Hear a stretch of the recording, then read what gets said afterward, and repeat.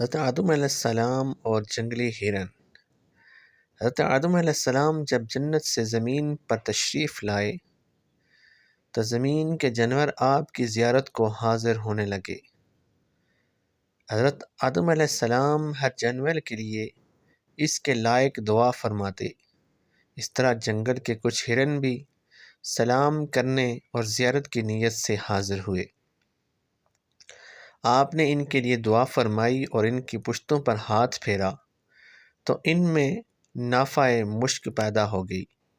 وہ ہرن جب یہ خوشبو کا تحفہ لے کر اپنی قوم میں واپس آئے تو ہرنوں کے دوسرے گروہ نے پوچھا کہ خوشبو کہاں سے لے آئے؟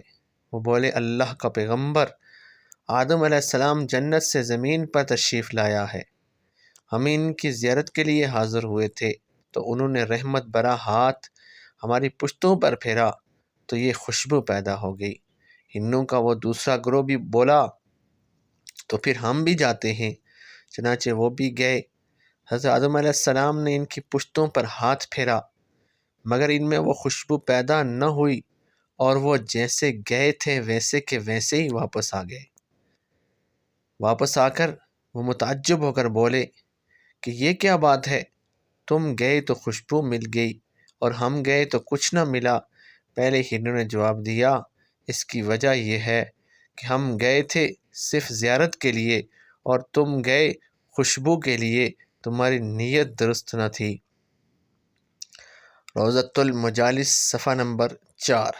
اللہ والوں کے پاس نیک نیتی سے حاضر ہونے میں بہت کچھ ملتا ہے، اور اگر کسی بدبخت کو کچھ نہ ملے اس کی اپنی نیت کا قصور ہے، اللہ والوں کے دین اور عطا کا کوئی قصور نہیں ہوتا۔